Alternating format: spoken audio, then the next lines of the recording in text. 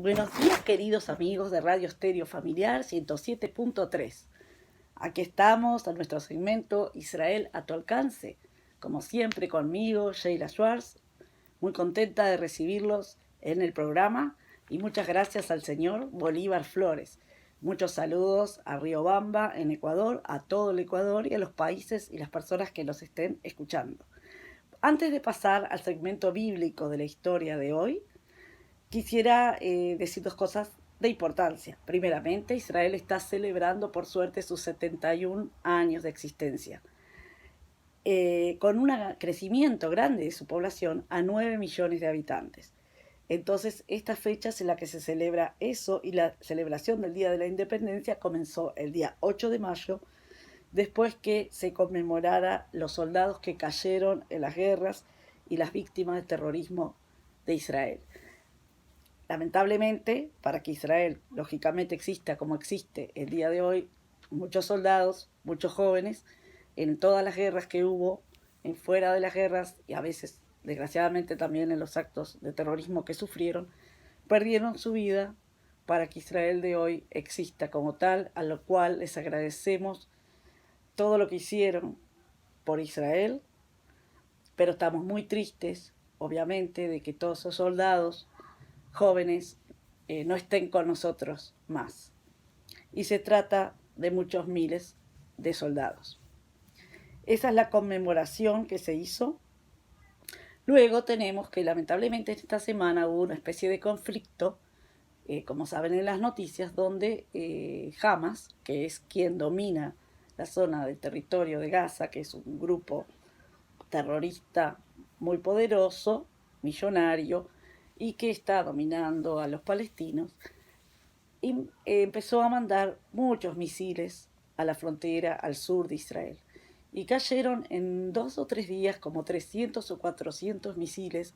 La mayoría de ellos, por suerte, fueron evitados, fueron interceptados por un aparato que tiene Israel para eso, pero lamentablemente algunos sí llegaron y ocasionaron daños muy importantes en algunas casas del sur de Israel, y también hubo personas que fallecieron a causa de estos misiles. 4 ciudadanos israelíes que lamentablemente estaban en el mal lugar cuando les llegó ese misil y no pudieron llegar quizá a los refugios que tiene Israel para todos sus ciudadanos, porque Israel cuida mucho a su población y tiene refugios para este tipo de cosas.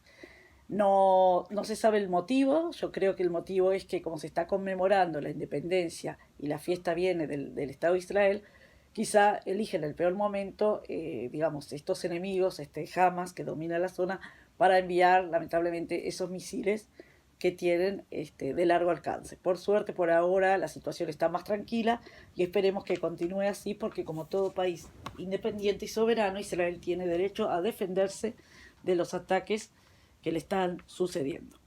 Vamos a continuar entonces con nuestro segmento de hoy, con la historia bíblica.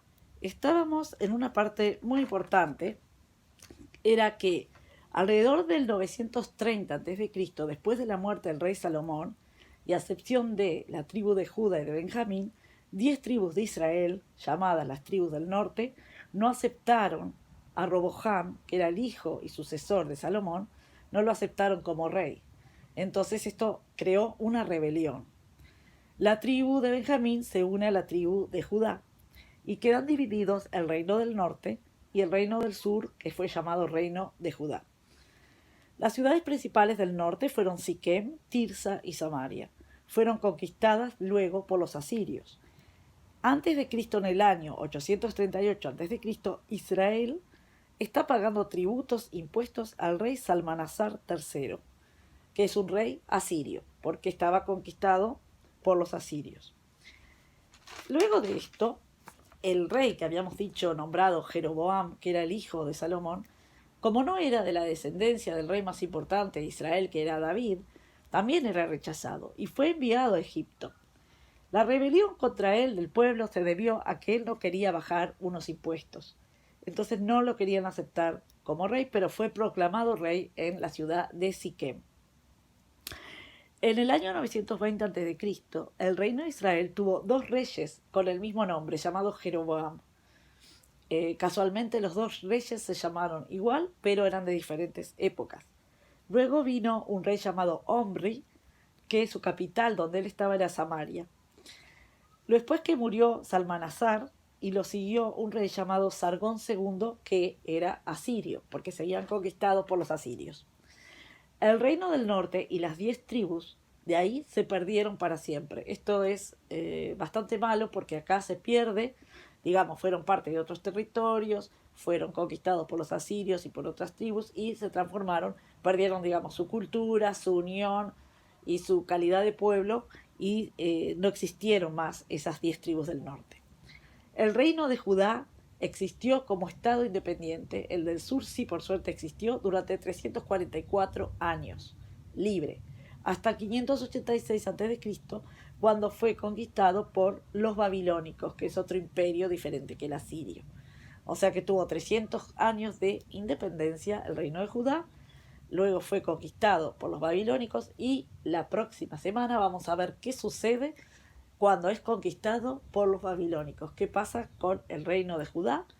Cómo viven bajo el imperio babilónico, cómo se liberan luego del imperio babilónico y cómo continúa esta historia de la creación bíblica de Israel.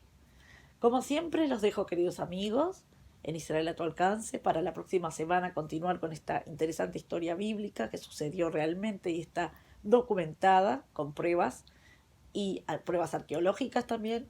Y les deseo, como siempre, una buena semana. Shalom, que haya paz, por supuesto. Lei Traot, como digo siempre, hasta la próxima. Y que tengan una excelente semana. Muchísimas gracias. Lei Traot.